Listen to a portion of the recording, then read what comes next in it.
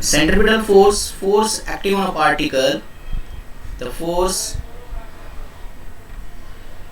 acting on a particle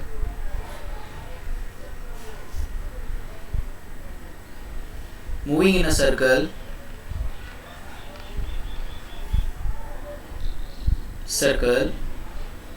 along the radius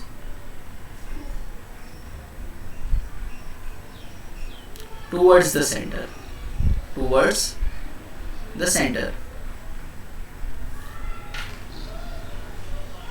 is called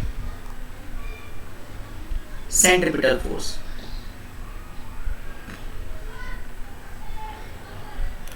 ऐसा force जो कोई भी चीज को सेंटर में बनाए रखता है या फिर सर्कल में बनाए रखता है. अगर ये फोर्स नहीं होगा तो चीज सर्कल में नहीं घूम पाएगी. इसी को हम कहेंगे सेंट्रिपिटल फोर्स.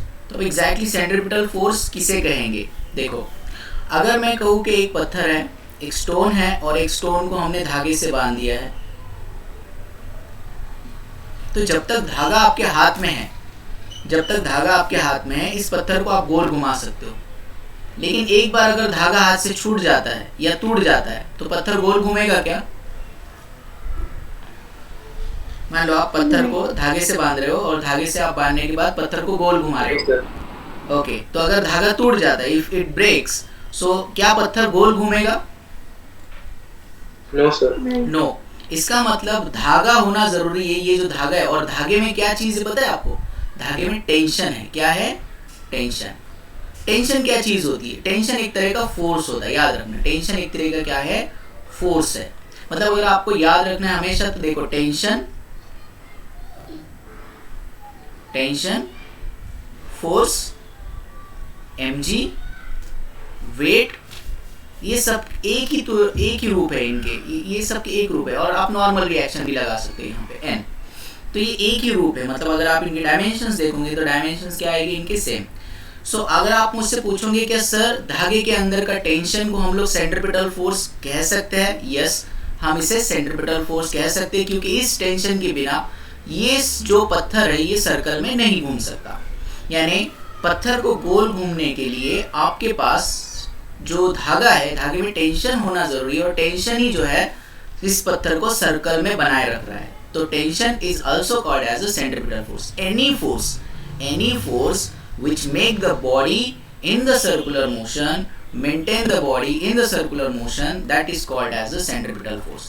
फिर आप पूछेंगे कि सर क्या हम लोग ग्रेविटेशन फोर्स को भी सेंट्रिपिटल फोर्स कह सकते हैं? क्योंकि देखो, ग्रेविटेशनल फोर्स क्या होता है? प्लैनेट के बीच, ये एक प्लैनेट है हमारा, प्लैनेट और ये सन है, तो सन और प्लैनेट के बीच में, राइट, हम सबको पता है कि क्या होता है? ग्रेविटेशनल फोर्स होता है. Are you getting me? Yes. So बिना ग्रेविटेशनल फोर्स की कोई चीज, यानी कोई भी प्लैनेट सर्कल में घूम पाएगा क्या? नहीं.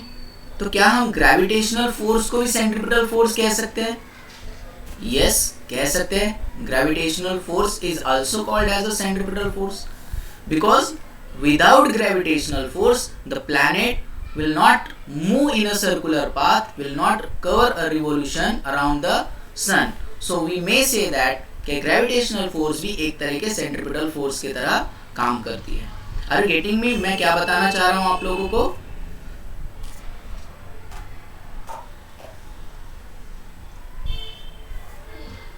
Are you getting me, boys and girls? Yes.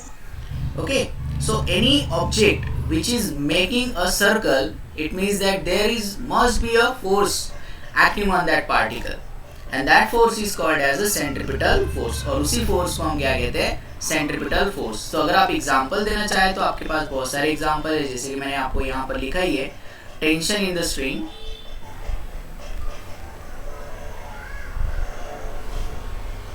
okay, tension in the string when the stone is revolving in moving लिखेंगे, is moving in circle. Then second is the gravitational force. Gravitational force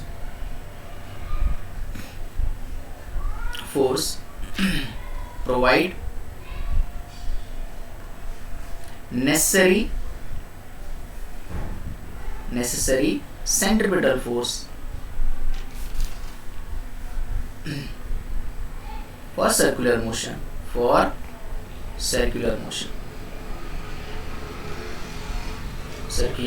Now tell me, अगर आप गाड़ी चला रहे हो और आपको turn लेना है, सपोज इस तरह से, आप सपोज एक व्हीकल है, ये रोड है, इस तरह का कर्वेचर है, और मान लो यहाँ पर आप इस तरह से गाड़ी चला रहे हो, और गाड़ी चलाते चलाते, जस्ट इमेजिन कीजिए, गाड़ी चलाते चलाते यहाँ पर आपको दिख रहा है, यहाँ पर ऑयल स्पिल हुआ है, oil.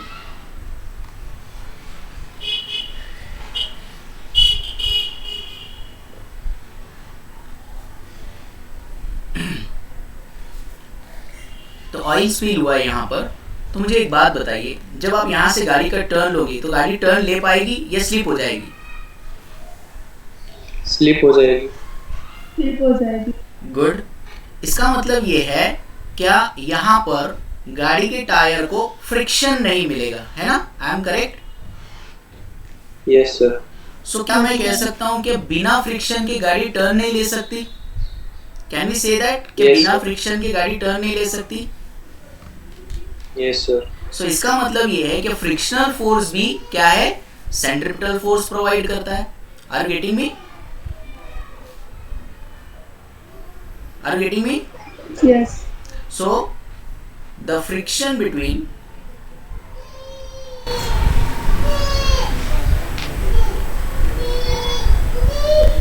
tire and surface of road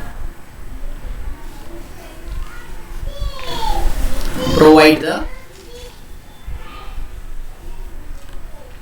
centripetal force.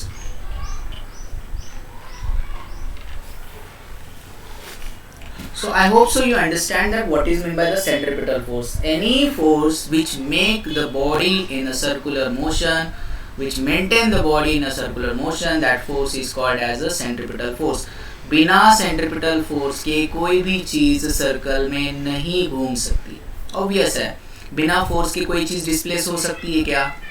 नहीं हो सकती. एक्सेप्शन है इंक्लाइन सरफेस का. अगर इंक्लाइन सरफेस है तो बिना फोर्स के भी डिस्प्लेस हो सकती है. लेकिन यहाँ पर अगर हम लोग बात करें कि कोई चीज़ अगर आप सर्कल में घुमाना चाह रहे हैं, घूम रही है, तो बिना फोर्स के तो नहीं घूम रही है ना. ऐसी थोड़ी कोई भी ऑब्जेक्ट बिना फोर्स के मूव हो जाएगा या एक्सेलरेट हो जाएगा. Are you getting me? तो वहाँ पर जो फोर्स है उसको हम कहेंगे centripetal force. Are you getting me up to here?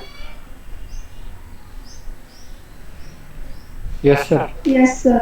Okay, now इसका फॉर्मूला डिराइव कर लेते हैं.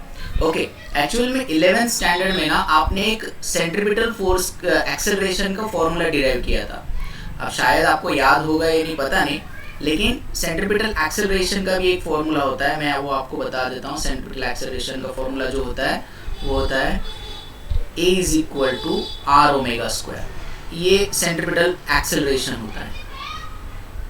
मैं इसके बारे में थोड़ा और डिटेल में बताऊंगा आपको, डोंट वरी अबाउट दैट. ये सेंट्रिपिटल एक्सेलरेशन, ये इसको रेडियल एक्सेलरेशन कहते हैं. इसके अलग अलग फॉर्मेट होते हैं, जैसे कि ये एक है, और A are is equal to ये लिख सकते हैं, या A R is equal to आप आर इंटू, हमें तो पता है ओमेगा क्या होगा, वी अपॉन आर स्क्वायर हो जाएगा, यानी V square upon R square. तो एक आर कैंसिल कर देंगे हम, तो क्या बन सकता है, वी स्क्वायर अपॉन आर बन जाएगा. कैसे आएगी? We know that v is equal to are omega होता है, तो omega will be equals to v upon r आ जाएगा. ठीक है, ये एक फॉर्मूला हो गया, ये एक फॉर्मूला हो गया.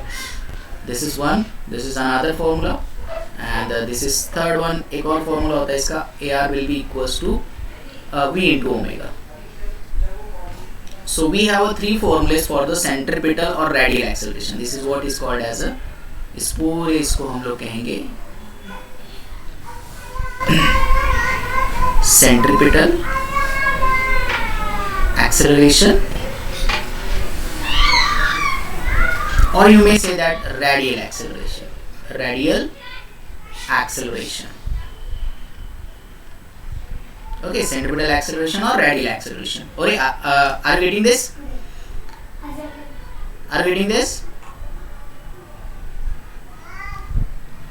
Yes sir. Okay, ये फॉर्मूलेज आपको याद रखने हैं, और आप अगर देखोगे तो 11th स्टैंडर्ड के टेक्स्ट बुक में आपको इसका डेरिवेशन भी मिल जाएगा, right. So a is equal to या A R is equal to are omega square, ये सेंट्रीपिटल एक्सेलरेशन है, क्योंकि ऑब्वियसली अगर फोर्स है तो एक्सेलरेशन तो होगा ही।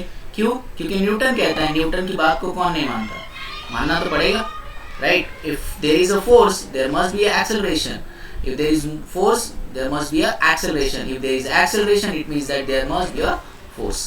बिना फोर्स के एक्सेलरेशन नहीं है, यानी अगर कोई ऑब्जेक्ट एक्सेलरेट हो रहा है तो वहां पे फोर्स है। Okay, it's a common sense हो गया अब तो ये। तो यहाँ पर मास तो हमेशा कांस्टेंट होता है, so F is always directly proportional to that of the acceleration. तो ये एक्सेलरेशन है। तो फोर्स का अगर मैं फॉर्मूला बना लूँ यहाँ पर, यानी सेंट्रीपिटल फोर्स का अगर मैं फॉर्मूला बनाने की कोशिश करूँ तो सिंपल है, consider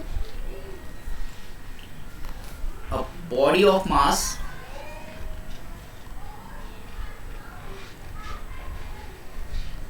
is moving in a circle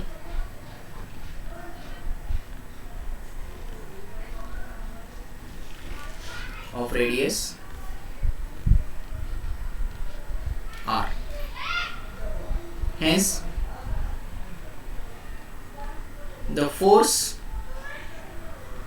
acting will be given by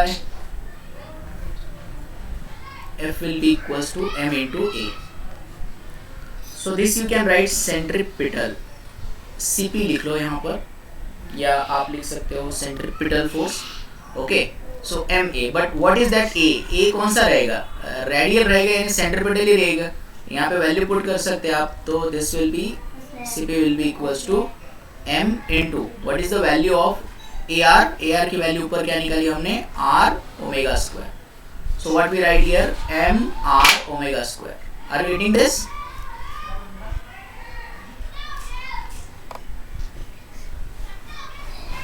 are you getting this? Yes, sir. So you may write as, और करके आप लिख सकते हो इसे, और आप क्या बोल सकते हो यहाँ पर, centripetal force may be given by M R into V, इसके बदले लिख सकते हो V square upon R square. तो एक आर यहाँ से कैंसिल कर दी, क्या बनेगा, M V square upon R. This is what is called as a centripetal force. Clear है? दो फॉर्मूलेज यहाँ पर भी आपको मिल गए सेंट्रीपिटल फोर्स के, M V square upon are.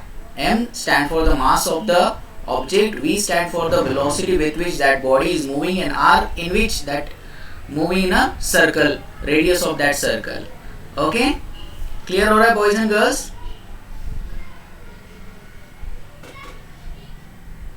Yes? Yes, sir.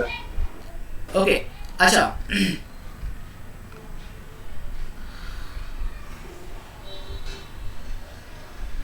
Centripetal force में ये फोर्स क्या करता है, ये फोर्स चीजों को सेंटर की तरफ खींचता है, means it is pulling the objects towards the centre, but the radius vector is always directed towards the outside direction ना। तो रेडियस वेक्टर की डायरेक्शन बाहर की तरफ है, लेकिन जो फोर्स है वो फोर्स चीजों को या कोई भी ऑब्जेक्ट को किधर खींचता है, सेंटर की तरफ खींचता है। Are you getting me? तो centripetal force is pulling the object towards the centre, but the radius vector is directed outward direction. Radius vector की जो वेक्टर की डायरेक्शन है वो बाहर की तरफ बता रही है, और फोर्स जो है वो ऑब्जेक्ट्स को अंदर की तरफ खींचता है। इसका मतलब अगर मैं वेक्टर क्वांटिटी में लिखूंगा इसे, if I want to write in a vector form, in vector form, so I need to write in the negative sign, minus m r bar omega square, or you may write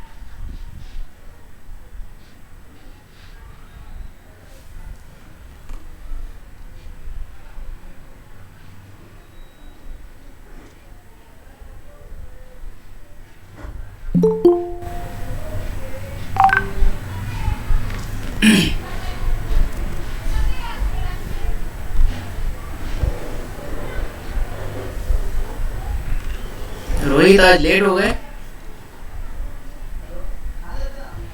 हाँ sir. You may right this और करके लिख सकते हो, that is F centripetal force will be equals to minus mv square upon r.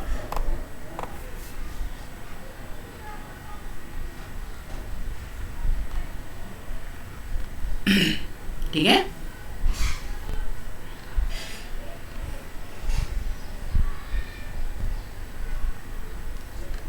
Now why negative sign is there, ये भी बता देता हूं मैं। Negative sign indicate the direction of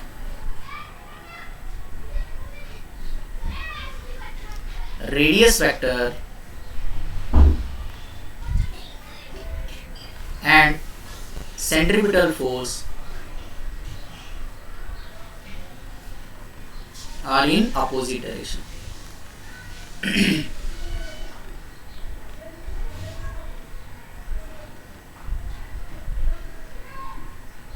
Are you getting that, boys and girls?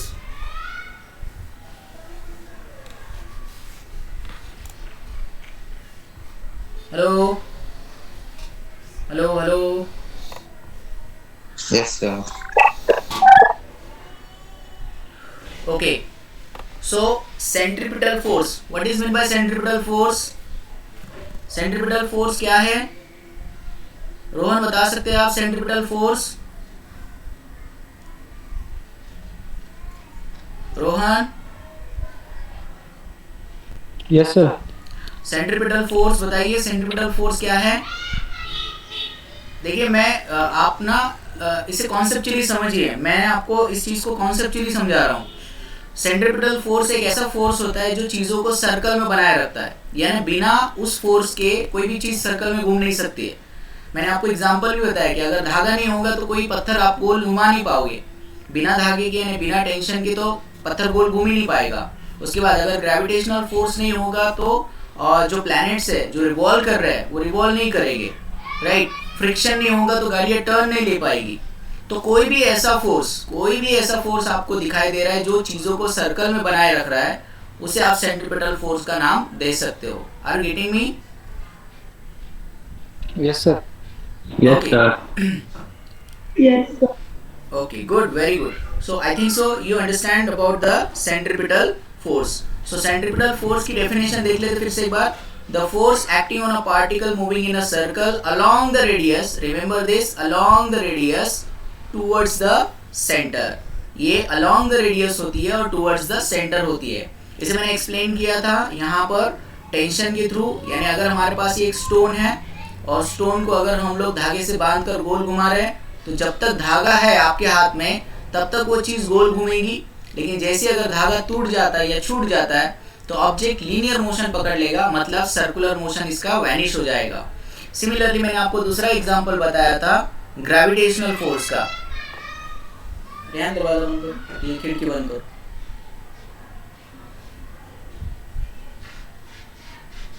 Gravitational force का example हमने दिया था आपको कि ग्रेविटेशनल फोर्स में अगर मान लो ये प्लैनेट है, if this is a planet, if this is a planet and this is the sun, so definitely there is a gravitational force between the planet and sun. If there is no gravitational force, no planet will revolve in the circular orbit, right? So it means that gravitational force is also provide the necessary centripetal force for the circular motion. Okay, and the next one is nothing but the friction force, right? मैंने आपको ये भी सवाल पूछा कि अगर मान लो आप गाड़ी चला रहे हो और सामने यहाँ पर ऑयल स्पिल हुआ है, तो ऑयल स्पिल होने की वजह से गाड़ी को फ्रिक्शन नहीं मिलेगा, और अगर गाड़ी को फ्रिक्शन नहीं मिलेगा, गाड़ी को फ्रिक्शन नहीं मिलेगा तो गाड़ी क्या हो जाएगी, स्लिप हो जाएगी और टर्न नहीं ले पाएगी, आउटसाइड में निकल जाएगी। Okay, so these are all about the centripetal force. Okay, now similarly मैंने इसका लिए आपको क्या बताया, कुछ फॉर्मूले हम लोगों ने लिए इसमें मैंने आपको सेंट्रीपिटल फोर्स, सेंट्रीपिटल एक्सेलरेशन का फॉर्मूला दिया है। इसे आप सेंट्रीपिटल एक्सेलरेशन या रेडियल एक्सेलरेशन कह सकते हो। मैंने आपको बताया इसे 11th स्टैंडर्ड की बुक में आप देख सकते हैं। 11th स्टैंडर्ड की बुक में आपको ये फॉर्मूला मिल जाएगा। I think so motion in two dimension जो है chapter, second chapter I think so, जिसमें सर्कुलर मोशन है, वो चैप्टर में आप देखिए, इसको आपको मिल जाएगा। और अगर नहीं समझता है तो आप मुझे बोलिए, मैं कल उसका डेरिवेशन भी आपको सॉल्व करके बता दूंगा, कोई दिक्कत नहीं। ठीक है, तो इसके 3 फॉर्मूलेज होते हैं अकॉर्डिंग टू यूज़, यानी जैसे आपको यूज़ करना है आप, यानी जैसे आपके पास सवाल आएगा, अगर लीनियर वेलोसिटी दी रही तो आप ये फॉर्मूला यूज़ कर लेंगे, एंगुलर वेलोसिटी दी रही तो ये फॉर्मूला यूज़ करेंगे, लीनियर और एंगुलर दोनों वेलोसिटी दी रहे ये फॉर्मूला आप यूज़ कर लेंगे। So according to that situation आपको फॉर्मूला यूज़ करते आना चाहिए। और 3 फॉर्मूलेज है आपके पास, राइट। तो एक्सेलरेशन है तो इसका मतलब यहाँ पर फोर्स भी होगा। तो फोर्स यहाँ पर हम लोगों ने निकाल लिया, इसका फोर्स का जनरल फॉर्मूला बनाया हमने, force is equal to mass into acceleration. क्या आप बता सकते हैं ये कौन सा लॉ है? F is equal to ma, Newton का कितवा लॉ है ये?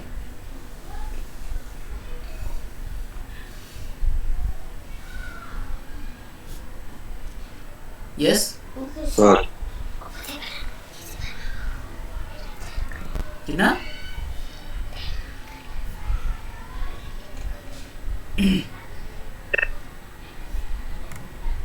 यस दूर हुआ। फर्स्ट लॉ है। रोहित, मैं कहाँ से उड़ी मारूं बताओ? आप बोलो तो मैं बिल्डिंग से मार दूं ऊपर?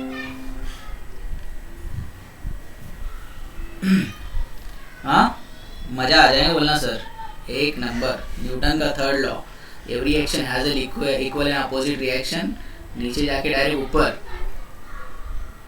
हाँ, क्या बोल रहे हो बॉयज गर्ल्स?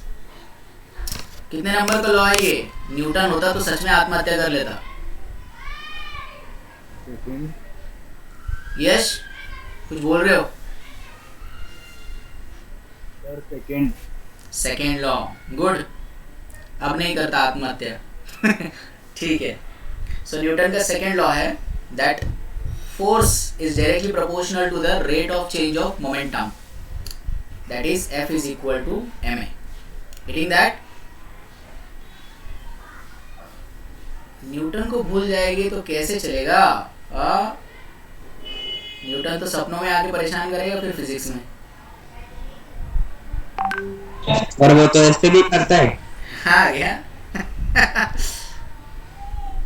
नहीं रेखा बेचारा, अगर न्यूटन नहीं होता तो यार बहुत सारी चीजें नहीं होती हमारे पास, पता है क्या? बहुत स्ट्रगलिंग है बेचारा, बहुत स्ट्रगल किया उसने। हाँ तो आज फिर भी तो आप लोग बोल रहे बेचारे को कितना। अगर वो नहीं होता तो हमें प्लेन नहीं उड़ने मिलता है ना, प्लेन जो उड़ता है आज भी, तो वो हम नहीं बना पाते। ग्रेविटी हमें समझ में नहीं आती। ग्रेविटेशन कॉन्सेप्ट पहले से था एक्चुअली, पता है आपको? सर आइजैक न्यूटन गैलीलियो के बहुत बड़े चाहने वाले थे, आप ऐसा बोल सकते हो। बहुत ज़्यादा उनकी किताबों को पढ़ते थे वो, गैलीलियो की। गैलीलियो ऐसे पहले साइंटिस्ट थे जिन्होंने इस चीज़ को बताया था क्या अगर कोई चीज़ को, यानी हेवी ऑब्जेक्ट या लाइट ऑब्जेक्ट को आप एक सर्टेन हाइट से रिलीज़ करते हो तो दोनों सेम टाइम पर गिरती है। सुनने में लोगों को बहुत अजीब लगा था ये, क्योंकि ऑब्वियस है कि अगर मेरे हाथ में एक पत्थर है और दूसरे हाथ में अगर मेरे पास एक कागज़ है या कोई हल्की चीज़ है, फेदर है, तो मैं अगर उनको रिलीज़ करता हूँ तो डेफिनेटली कौन सी चीज़ पहले गिरेगी नीचे? कौन सी चीज़? ओके, ये तो गैलीलियो के कॉन्सेप्ट के बाद की बात कर रहे हैं हम लोग। लेकिन अगर हम लोग अभी जनरली अगर किसी से पूछ लेंगे, सपोज जनरली अगर आप बाहर जाके किसी को पूछोगे तो उसका आंसर क्या होगा? पत्थर नीचे गिरेगा, यही आंसर होगा ना उसका। वो थोड़ी बोलेगा कि दोनों चीज़ें गिरेगी। ये तो आप इसलिए कह रहे हो क्योंकि आप फिजिक्स थोड़ा बहुत जानते हो। लेकिन जनरली जो लोग थे उनको ये मानने में बड़ी दिक्कत हो रही थी, राइट? कि जब उन्होंने ये बात कही ना, क्या light object and heavy object are fall at the same rate, तो लोगों को ये समझने में बहुत ज़्यादा दिक्कत हो रही थी। ओके, तो इसलिए एक्चुअल में उन्होंने जब इसे परफॉर्म किया तब जाके लोगों को समझ में आया हाँ यार ऐसा होता है। तो न्यूटन जो थे गैलीलियो के बहुत बड़े हम लोग ऐसा बोल सकते हैं कि बहुत ज़्यादा फॉलो करते थे, उनके कॉन्सेप्ट को फॉलो करते थे।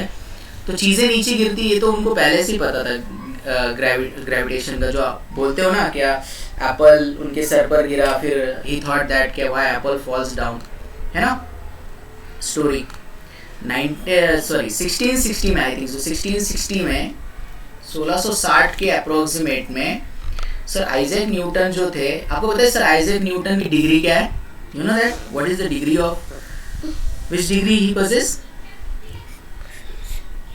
उनकी ग्रेजुएशन की डिग्री क्या थी पता है आपको? नहीं सर। ओके अच्छा मैं आपको बता दूं, कमाल की बात है, वो एक आर्ट स्टूडेंट थे।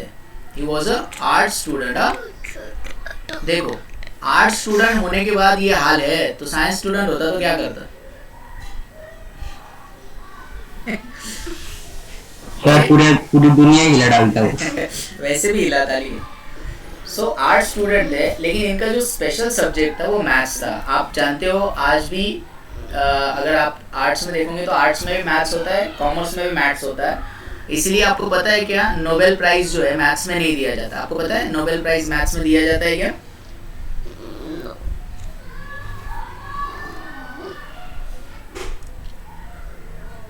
नोबेल प्राइज दिया जाता है मैथ्स में? सुना है कभी मैथ्स में नोबेल प्राइज? नहीं सर। नोबेल प्राइज नहीं दिया जाता। उसके दो रीजंस थे। कौन से? पहला रीजन तो मैंने बता दिया आपको। सॉरी, सब में कॉमन था इसे। हाँ ये एक आंसर है। और एक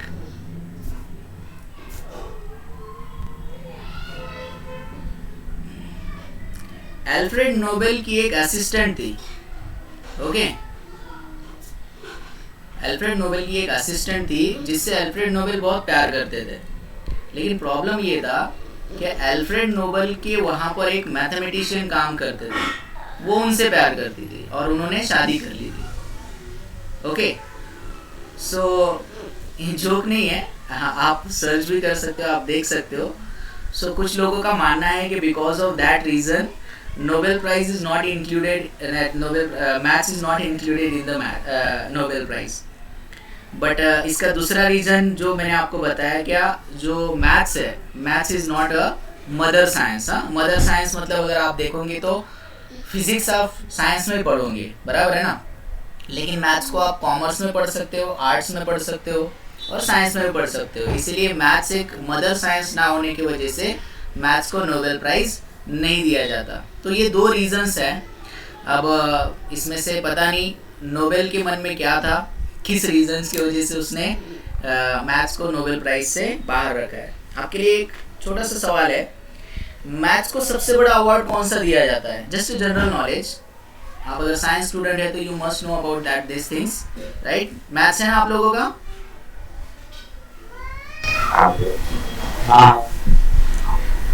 सो मैथ्स में सबसे बड़ा प्राइज कौन सा दिया जाता है? अगर नोबेल प्राइज मैथ्स में नहीं दिया जाता तो ऑब्वियसली मैथ्स में भी एक बड़ा प्राइज है। किसी को पता है वो कौन सा है?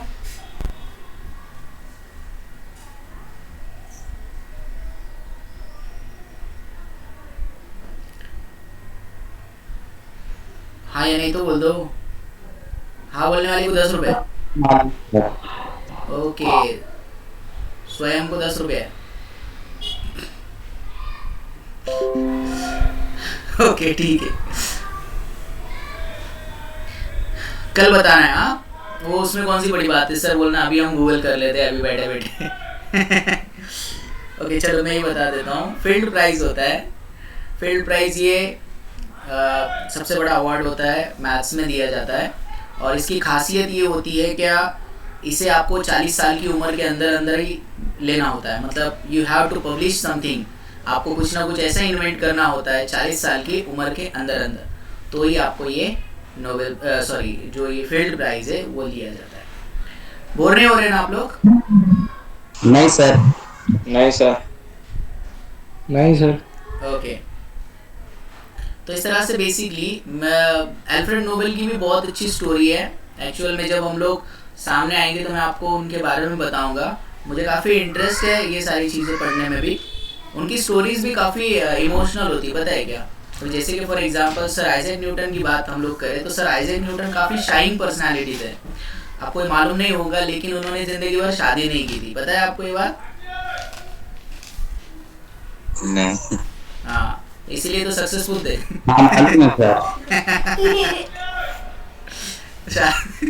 इसीलिए तो सक्सेसफुल थे ना, दो ही लोग सक्सेसफुल होते हैं। शादी के भी सक्सेसफुल हो सकते हैं। हाँ तो दो देख देख, मैंने दो चीज़ें ऑब्जर्व की है। एक तो एक भी शादी नहीं करने का, या तो फिर एक से कई गुना ज़्यादा शादी करने की। फॉर एग्जाम्पल गैलीलियो की 4 वाइफ्स थे, एल्बर्ट आइंस्टाइन की भी 2 थे। So I mean to say that, joke apart, जो की बोल रहा, जो की है ये, ओके, बट ऐसा ऑब्जर्व किया होगा आप लोगों ने भी, क्या जो लोग शादी, एक तो शादी नहीं करते और जो एक से ज़्यादा शादी करते वो ज़्यादा कामयाब होते हैं। ओके, जैसे for example APJ Abdul Kalam है, राइट? ये लोग कौन है? सक्सेसफुल पर्सनल है ना। उनको कितनी थी? एपीजे अब्दुल कलाम ने शादी नहीं की थी। क्या आदमी यार तू। रोहित, ओके, रोहित एवढं पण नाही माहिती. हाँ ना, क्या यार तू भी missile sir man. Nikola Tesla. काय? Okay, come to a point. चलिए, सो जोक अपार्ट, तो कहने का मतलब ये है कि इनकी जो आप लाइफ हिस्ट्री पढ़ोगे ना, सो आपको और इंटरेस्ट आएगा इनकी और स्टडी करने में। तो आप बोलेंगे सर ये जाने दो, अभी यही बहुत ज़्यादा हो जाता हमें, हमको क्या पड़ेगी। कम टू अ पॉइंट, चले जाने दो। तो 1660 में मैं बात बता रहा था आपको कि वो एक आर्ट स्टूडेंट थे, और आर्ट स्टूडेंट के साथ साथ उन्होंने स्पेशलाइजेशन मैथ्स में किया था, और उस समय गैलीलियो के कॉन्सेप्ट पे यानी नेचुरल फिलोसॉफी पे वो स्टडी कर रहे थे। 1660 में जो प्लेग ब्रोक हुआ था, तो कैम्ब्रिज स्कूल में पढ़ते थे वो बेसिकली, तो वहाँ पर कैम्ब्रिज कॉलेज में पढ़ते थे, तो वहाँ से उनको क्या कर दिया गया था, घर पे भेज दिया गया था, ताकि जैसे अभी कोरोना फैल रहा है तो उसी तरह से सब स्कूल्स वगैरह कॉलेजेस वगैरह बंद हो गए थे। तो जब वो घर आए थे तो उनके साथ एक और उनका दोस्त था, जो वो लोग मिलकर उस चीज़ पर स्टडी कर रहे थे जो गैलीलियो के काम पर आधारित थी। तो जब उन्होंने स्टडी किया बेसिकली, तब उनको पता चला क्या गैलीलियो ने कहा था क्या चीज़ें नीचे गिरती है, ये तो उनको पता था। उन्होंने क्या कहा था पता है क्या चाहे हेवी ऑब्जेक्ट हो या लाइट ऑब्जेक्ट हो, हेवी ऑब्जेक्ट हो या लाइट ऑब्जेक्ट हो, तो दोनों चीज़ें जो है ग्राउंड पर सेम टाइम पर गिरती है। तो ऑब्वियसली जो एप्पल वाली स्टोरी है, हो भी सकता है सही है गलत है, लेकिन जब एप्पल नीचे गिरा तो उनका सवाल ये नहीं था कि एप्पल नीचे क्यों गिरा, उनको पता था एप्पल नीचे गिरता है, he know that apple is fall down, but उनका सवाल ये था कि एप्पल गिरा लेकिन चांद क्यों नहीं गिरता नीचे। Are getting me? What is the question? उनके मन में जो सवाल था, वो सवाल क्या था? देखो, गैलीलियो ने कहा था कि छोटा ऑब्जेक्ट हो या बड़ा ऑब्जेक्ट हो, ग्राउंड पे गिरता है एक ही टाइम पर।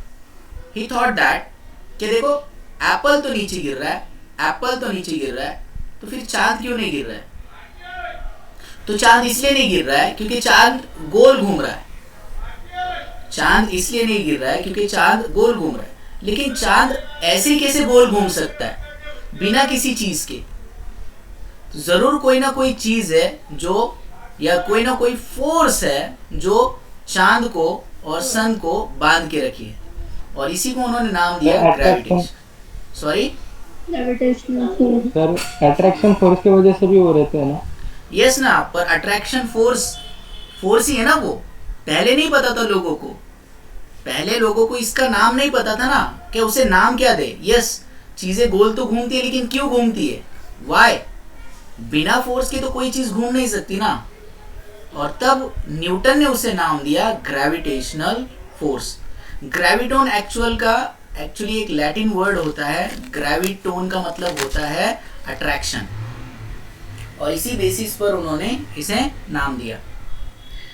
सो सर आइजैक न्यूटन के बारे में जितना कहे उतना कम है। उनकी स्टोरी, उनकी लाइफ स्टाइल अगर हम लोग देखें तो बहुत ही इंटरेस्टिंग है, इंस्पायरिंग है। थोड़ा कभी उनके बारे में भी आप पढ़ लिया करो। चलो, come to a point. So I hope gravitation chapter आप लोगों ने पढ़ा होगा, नहीं भी पढ़ा होगा, कोई भी डाउट उसमें है तो हम लोग उसे क्लियर कर लेंगे। तो सेंट्रीपिटल फोर्स क्लियर हुआ boys and girls? Yes. School का नाम है। Yes sir. Okay, so gravitational force के, सॉरी, सेंट्रीपिटल फोर्स के बाद हम डिस्कस करेंगे सेंट्रीफ्यूगल फोर्स।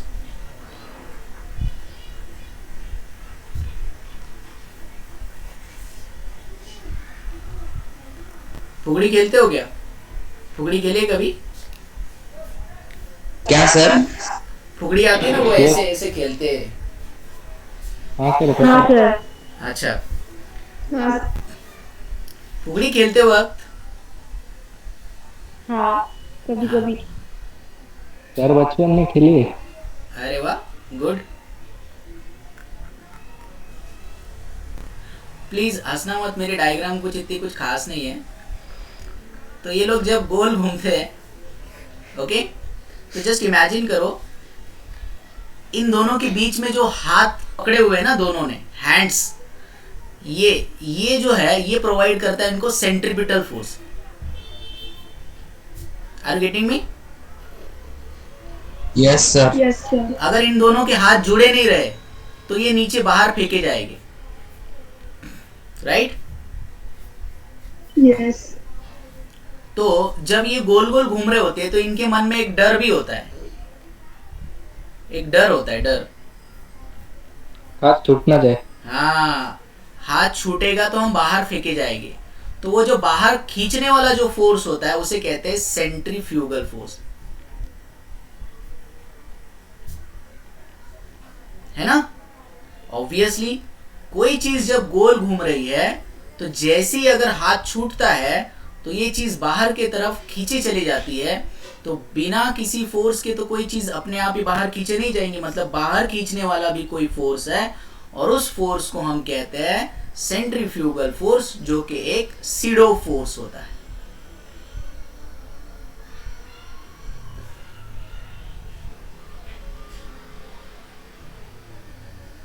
कौन सा फोर्स होता है? एक सीडो फोर्स, उसी को हम सेंट्रीफ्यूगल फोर्स कहते हैं, right? So the force acting on a particle in a circular motion along the radius but away from the center. The force acting on a particle in a circular motion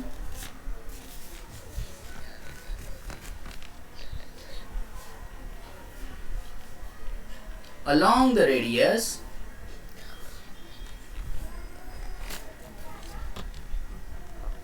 away from the center, away from the center is called centrifugal force.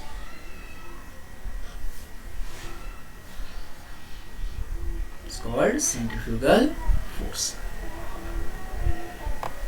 Okay, तो इसका मतलब ये है कि अगर कोई चीज circle में घूम रही है तो ठीक है, इट्स ओके, लेकिन घूमते समय अगर मान लो सेंट्रीपिटल फोर्स थोड़ा सा भी कम हो गया तो दूसरा फोर्स डोमिनेंट हो जाता है, यानी वो जो फोर्स होता है वो आपको बाहर खींच लेगा, जिसे हम कहेंगे centrifugal force.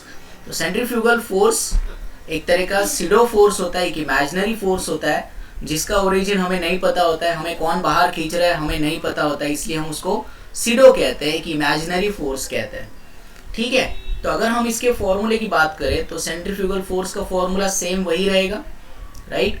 That F C F करके आप लिख सकते हो इसे।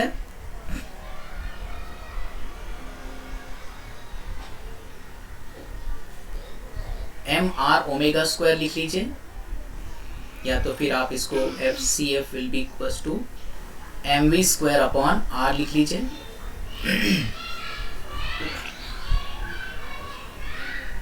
अगर वेक्टर फॉर्मेट में लिखेंगे तो यहां पर थोड़ा सा फॉर्मूला अलग हो जाता है।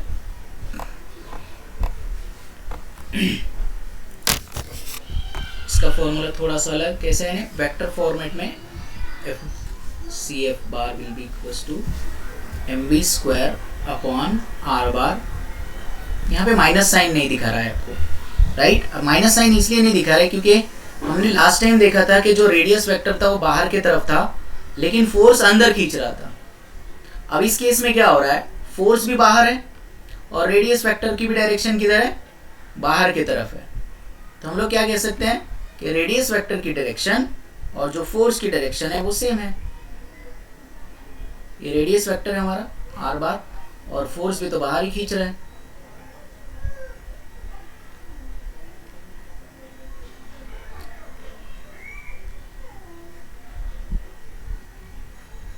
है ना? Are you getting me? So this is nothing but the centrifugal force. So centrifugal force वो मक्खन निकालने के लिए सेंट्रीफ्यूग यूज़ करते हैं. उसके बाद लेबोरेटरी होती है ना, तो लेबोरेटरी में जो टेस्ट ट्यूब्स होते हैं, तो उस टेस्ट ट्यूब में पहले उसको गोल गोल घुमाया जाता है. आपने कई मूवीज़ में देखा होगा, उसको क्या करते हैं, गोल गोल घुमाते हैं. उससे क्या होता है कि जो हेवी पार्टिकल्स होते हैं वो नीचे चले जाते हैं और जो लाइट पार्टिकल्स होते हैं वो ऊपर आ जाते हैं. सेंट्रीफ्यूग होता है, वो बनाते हैं ना, क्या बोलते हैं, छाछ बनाते हैं या फिर कुछ लोणी बनाते, लोणी बनाते हैं. हाँ सर. हाँ, तो वहाँ हाँ. पर उसे यूज़ करते हैं, तो ऐसा बाहर की तरफ फेंका जाता है, राइट, साइड में फेंका जाता है, तो उसे हम कहते हैं सेंट्रीफ्यूग. तो जो साइड में फेंका जा रहा है या फिर आउटसाइड में सर्कल के बाहर की तरफ खिंचाव जो फील होता है, वहाँ पर समझ लेना है सेंट्रीफ्यूगल फोर्स प्रेजेंट है. ओके, क्लियर हो रहा है मैं क्या बोल रहा हूँ, सेंट्रीपिटल और centrifugal force. Yes, sir. Okay, any doubt up to here? Centripetal और सेंट्रीफ्यूगल फोर्स में किसी को कोई डाउट है?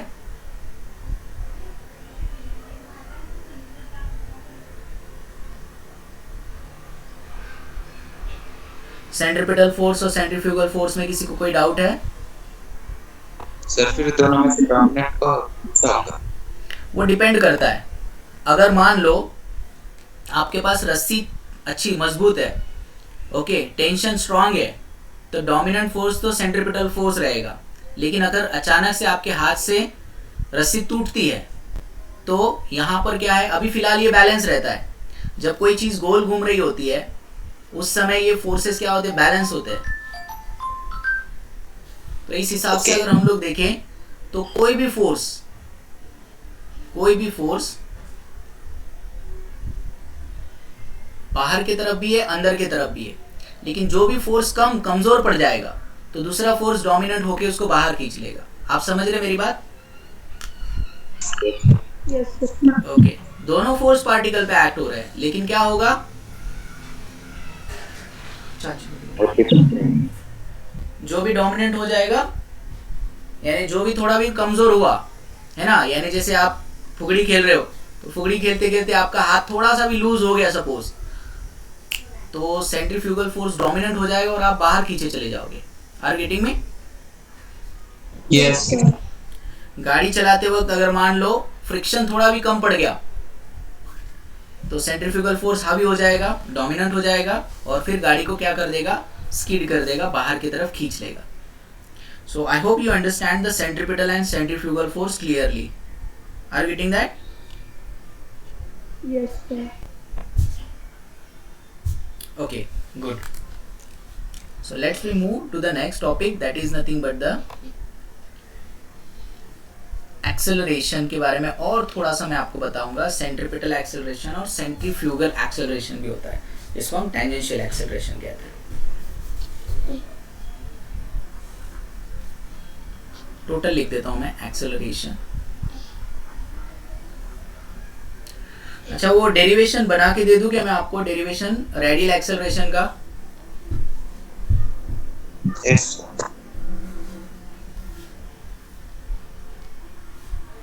रेडियल एक्सेलरेशन का मैं बना देता हूं, ठीक है.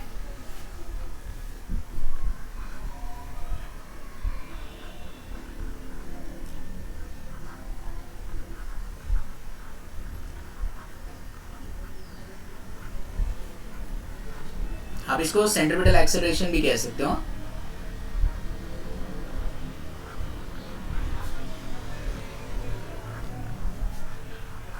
डेरिवेटिव आता है थोड़ा बहुत? हाँ आता है. Okay, good. चलो, मान लो मेरे पास एक पार्टिकल है जो सर्कुलर मोशन को एग्जीक्यूट कर रहा है और at any instant of time एक पर्टिकुलर पॉइंट पर आकर रुका हुआ है.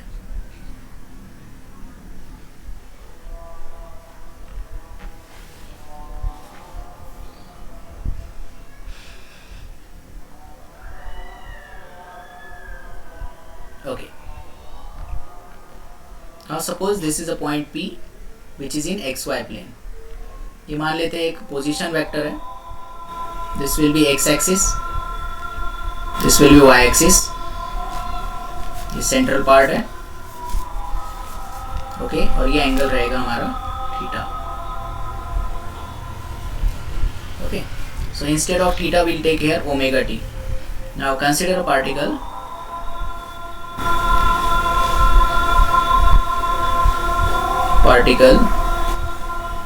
executing circular motion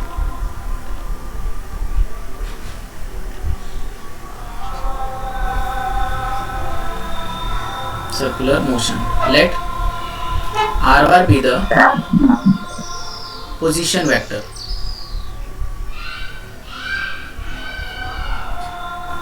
R bar be the position vector. So position vector is given by r bar is equal to I cap x plus j cap y. Okay, ये position vector होता है. क्या बताता है? पोजीशन बता रहा है, x और y की, यानी ये जो पॉइंट P है उसकी x और y की पोजीशन बता रहा है. This is y, this is x. ठीक है. तो अब x और y की वैल्यू निकालनी है.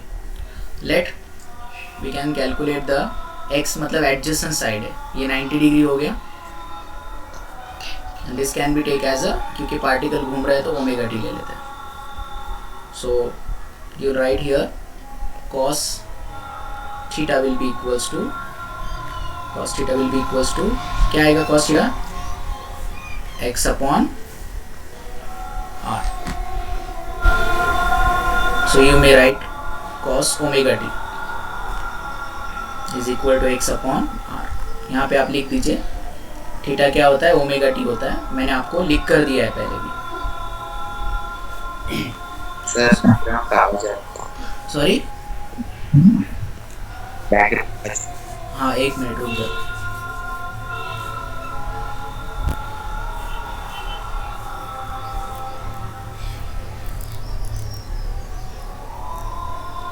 होमवर्क हो गया क्या तुम?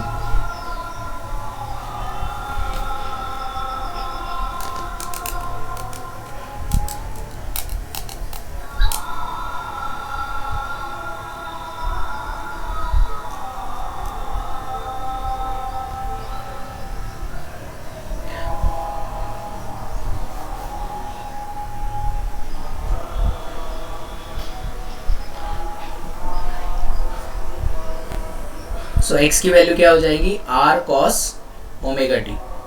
उसी तरह से y की वैल्यू क्या आ जाएगी? y क्या है? अपोजिट है ना. ये अगर मान लो y है तो ये भी y होगा. तो y की वैल्यू क्या लिखेंगे हम? साइन थीटा से लेंगे ना, राइट. तो sine omega t will be equals to cos sine, समझता है ना? Yes sir. Sine omega t क्या आएगा? y upon r.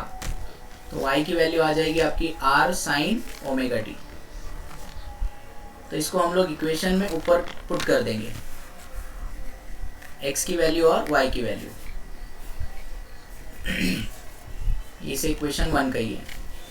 सो substitute, so equation 1 becomes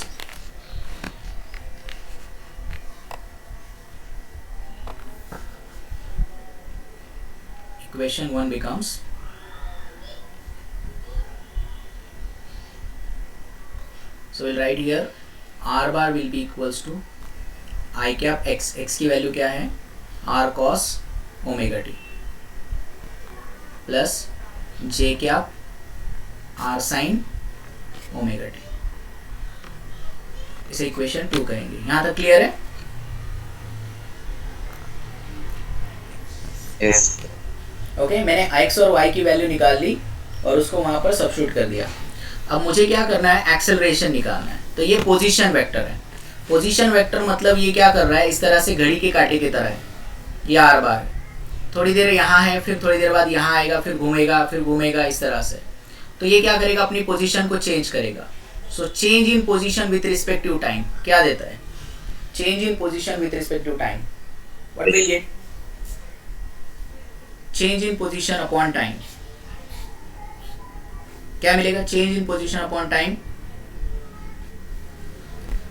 acceleration नहीं ना बेटा, स्पीड मिलेगी ना, करेक्ट. सो हम क्या निकालेंगे? पहले वेलोसिटी लेंगे. So v bar can be obtain by d r bar upon d t, derivative लेंगे इसका. So d by d t of r bar that is i cap r cos omega t plus j cap r sine omega t. अब अगर derivative आता होगा तो बेहतर है, नहीं आता होगा तो याद तो करना पड़ेगा. तो v bar will be equals to i cap r वैसे ही रहेगा. कॉस ओमेगा टी का डेरिवेटिव क्या आएगा? कॉस का derivative cos theta is equal to minus sine theta होता है ना. हाँ यस. तो क्या करेंगे, यहाँ माइनस लगा लेते हैं और d by d t of omega T, यानी आएगा sign omega t into d by d t of omega T is omega again. Okay, इसको मैंने D by d t of omega t किया है. तो ओमेगा टी का derivative यहाँ पे एक बार सॉल्व करके बता देता हूँ. देखो, आई कैप आर को कॉमन लिया, d by d t of cos omega t किया into d by d t of omega t किया. तो इसका ये क्या है, ये आ गया i cap r as it is, cos का हो गया माइनस साइन ओमेगा टी और d by d t of omega t का हो गया ओमेगा. तो ये आ गया आपका ओमेगा, यहाँ पर डायरेक्ट लिख देता हूँ मैं. Plus j cap r as it is रहेगा, साइन का डेरिवेटिव कॉस हो जाएगा और ओमेगा टी का डेरिवेटिव फिर से ओमेगा हो जाएगा. एडजस्ट कर लेता हूँ. माइनस आई कैप आर, इस ओमेगा को आगे ले लेंगे, sine omega t plus j cap r omega cos omega t. पर हमें क्या चाहिए, एक्सेलरेशन चाहिए. ये क्या निकाला हमने अभी, वेलोसिटी निकाली हमने. हमें क्या चाहिए, एक्सेलरेशन. करेक्ट, हमें एक्सेलरेशन चाहिए. तो मुझे एक और बार इसको डिफरेंशिएट करना पड़ेगा. Change in velocity with respect to again time. So a can be obtain by again derivative dv by dt से. So d by d t of v bar की वैल्यू पुट करेंगे यहाँ पे, minus i cap r omega sine omega t plus j cap r omega cos omega t. कुछ नहीं, वही derivative लेने हैं. तो सिंपल सी बात है, minus i cap r omega वैसे ही रहेगा. साइन का डेरिवेटिव फिर से क्या हो जाएगा, साइन का डेरिवेटिव फिर से क्या हो जाएगा, कॉस हो जाएगा. Are getting me, are getting me. So यहाँ लिखेंगे cos omega t into d by d t, again omega t का डेरिवेटिव ओमेगा. फिर यहाँ पर कॉस का डेरिवेटिव माइनस आएगा, इसलिए माइनस साइन पहले ले लेता हूँ मैं. J cap r omega as it is, cos का डेरिवेटिव यहाँ पे फिर से माइनस साइन ले लिए, ओमेगा टी इंटू ओमेगा. फिर से एडजस्ट कर लेते हैं वैल्यूज को बराबर, ओमेगा को आगे लेकर. क्या मिलता है, minus i cap r omega square, ये ओमेगा और ये ओमेगा, ओमेगा स्क्वायर हो गया. आर गेटिंग में, Yes, sir. Cos omega t minus j cap r omega square sine omega t. Okay, मैं काम करता हूँ यहाँ पे, माइनस ओमेगा स्क्वायर को कॉमन लेता हूँ, माइनस ओमेगा स्क्वायर को कॉमन लेता हूँ. ब्रैकेट में क्या बच रहा है बताओ, आई कैप आर और i cap r cos omega t plus j cap r sine omega t. Are getting में. Yes, sir. सो अगर आप इक्वेशन 2 को देखेंगे, so minus omega square r bar आएगा फ्रॉम इक्वेशन 2. देखो, इस पूरे टर्म की वैल्यू क्या है, आर बार है ना.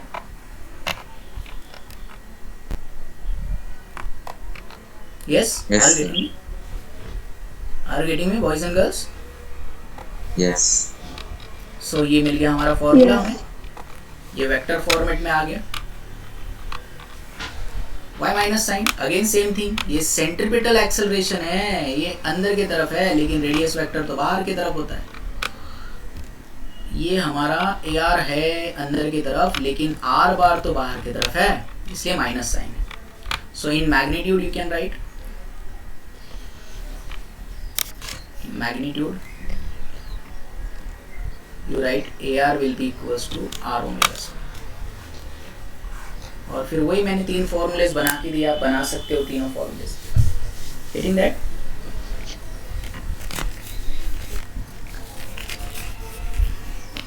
क्लियर है बॉयज एंड गर्ल्स यहाँ तक? Yes. देखो डेरिवेटिव जिसको नहीं आता है, डेरिवेटिव जिसको नहीं आता है थोड़ा सा दिक्कत होगा, ओके? तो आपको सिर्फ डेरिवेटिव याद रखना है। इसका मैंने आपको शॉर्टकट में भी बताया, ये साइड में देखो मैंने करके दिया है। डी बाई डी टी आपको क्या करना है यहाँ पर, D by d t of cos omega T, पहली वाली स्टेप देखो मैंने क्या बताया आपको क्या करना है, आई क्या बार को कॉमन निकालना है, D by d t of cos omega T लेना है into d by d t of omega T लेना है। तो ओमेगा टी का डेरिवेटिव क्या आएगा, ओमेगा आएगा और कॉस का माइनस साइड आएगा, ओके? और बस वही 2 इक्वेशन लेकर आपको फिर से कॉस और साइन का डेरिवेटिव फिर से लेना है। Getting that? Yes, sir. Okay, और इसे Yes, प्रैक्टिस sir. करेंगे तो आ जाएगा। सो आज के टॉपिक में किसी को कोई डाउट है? सर ये डेरिवेटिव एग्जाम में पूछते हैं क्या? नहीं, ये नहीं आएगा। ओके, ये 11th का पोर्शन था, लेकिन आपको पता होना चाहिए कि ये कैसे आता है, ओके? क्योंकि हम लोगों को डायरेक्ट रट्टा नहीं मारना है, हमें समझ के करना है हर काम को। आर यू गेटिंग में? Yes. ओके, सो हमारे पास मैंने फॉर्मूला तो लिख दिया था आपको, लेकिन मैं चाहता था कि आपको ये भी पता चले कि फॉर्मूला आया कहाँ से है। तो फॉर्मूला इतने बड़े डेरिवेशन से आता है, ओके? चलो, any doubt to anyone? No, sir. तो I hope so you understand the centripetal and centrifugal force, right? Yes. Yes, sir.